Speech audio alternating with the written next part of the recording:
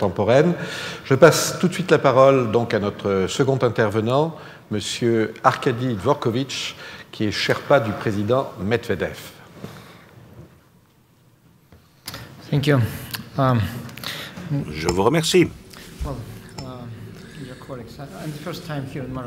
Eh bien, c'est mon premier séjour à Marrakech. Je vous remercie de m'avoir invité dans ce beau pays.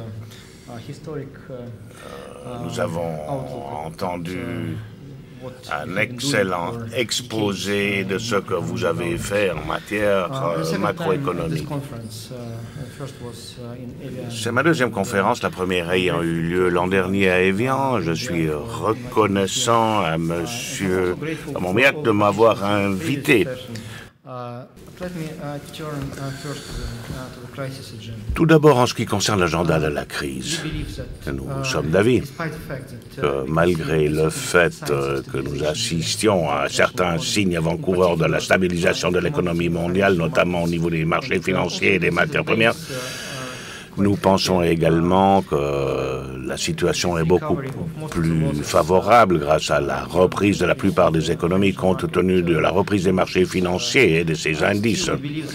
Nous n'en pensons pas moins que les seules choses sur lesquelles l'économie mondiale se fonde, c'est l'encouragement des interventions gouvernementales sur le plan monétaire et fiscal au cours de ces derniers mois.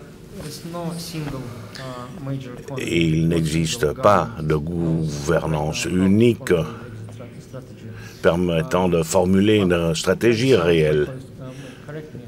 Peut-être que mes collègues voudront me corriger par la suite, mais je pense que nous ne sommes pas encore en mesure d'affirmer que nous savons comment nous allons nous tirer de ces situations. Nous ne sommes pas en mesure de dire de quoi la croissance économique durable demain sera faite, alors qu'il nous faut réduire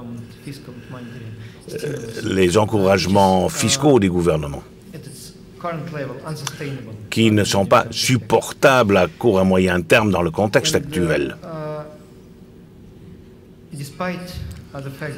Malgré les autres faits qui ne posent pas de risque aujourd'hui, il nous faut faire des efforts pour lancer des stratégies dès l'an prochain. Le G24 à Pittsburgh avait annoncé que nous n'étions pas encore en mesure d'appliquer ces stratégies, mais dès l'an prochain, d'après la Russie, le moment sera venu de commencer à lancer ces stratégies. Nous allons commencer à réduire le déficit budgétaire, réduire également les encouragements que nous offrons à nos entreprises.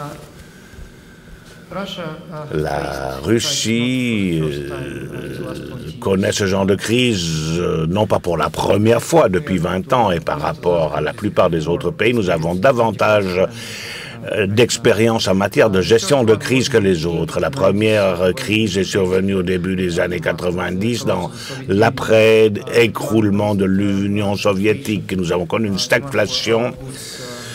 La demande de marchandises s'est effondrée et l'inflation est devenue hyperinflation. Ensuite, nous avons connu des crises financières et un déficit très marqué. Un déficit budgétaire, un déficit du coût des comptes courants, ainsi qu'un déficit des capitaux bancaires dû à la crise de nos banques. Pendant la crise actuelle, nous n'avons pas connu ce genre de déficit. Nous avons suffisamment de ressources fiscales, nous avons suffisamment de réserves monétaires et nous avons suffisamment de capital bancaire pour résister à la crise des banques. Donc la crise ne nous frappe pas comme elle nous a frappés en 1998, mais nous avons une crise fondée sur la demande. Nous avons une réduction de la demande de biens et des matières premières russes, ce qui n'a pas manqué de créer une situation qui nous a frappé davantage que la plupart des autres pays. Il ne suffit pas de dire que c'est une mauvaise gestion financière qui a conduit à cette crise actuelle. À notre avis, il s'agit là bien d'une combinaison entre faiblesse structurelle de l'économie et une mauvaise gestion macroéconomique d'un grand nombre de pays. Tant en Russie que dans les autres structures, les déséquilibres sont énormes. En Russie, nous avons d'une part une économie dominée par les exportations de matières premières. Dans le reste du monde, nous avons des déséquilibres fondés sur les États-Unis, consommateurs de dernier ressort. Mais ce modèle ne peut pas être durable. On ne peut pas penser à un modèle de croissance sans déséquilibre. Il est impossible de se développer sans déséquilibre, puisque les déséquilibres créent des dynamismes de la croissance. Ce qui est important, ce n'est pas éviter les déséquilibres, mais avoir des déséquilibres gérables, susceptibles d'être financés dans la durée et susceptibles d'éviter les développements dangereux, de façon à gérer les situations en empêchant les risques inhérents aux crises. La question qui se pose est de savoir qui va gérer ces déséquilibres. Il y a bien sûr beaucoup de candidats. Les Nations Unies. Les Nations Unies sont l'entité la plus représentative. Le FMI, qui couvre un grand nombre de pays, mais la structure de sa représentation n'est pas appropriée. Elle ne répond pas aux structures du PNB du monde. Et nous avons des déficits évidents en matière de gestion. Et sa réputation se trouve également affaiblie par les erreurs commises par le passé. Le G20, bien, mais nous avons un problème de représentation. Le G20 n'est pas une structure genre Nations Unies. Tous les pays n'y sont pas représentés, dont notamment le Maroc. Donc le G20 n'est pas une forme appropriée de discussion. Qui plus est, il n'est pas encore clair comment ce G20 va fonctionner sur le plan technique et comment il pourra coordonner ses efforts avec les autres pays. Le G8, bien sûr, est un format insuffisant, mais qui permet quand même de discuter des questions politiques, des questions de sécurité globale.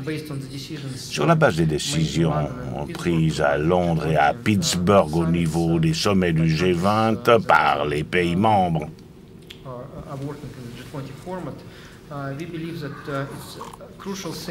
nous pensons qu'il est essentiel de mettre en œuvre les décisions qui ont été prises. Dans le cas contraire, sa crédibilité se trouvera perdue.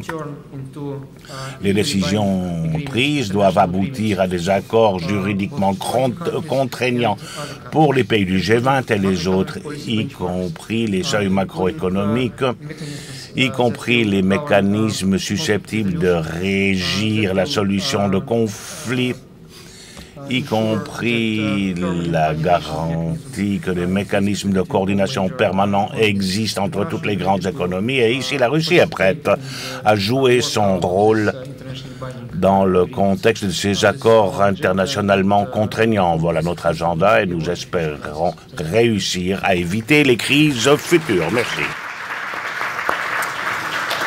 Merci beaucoup, Monsieur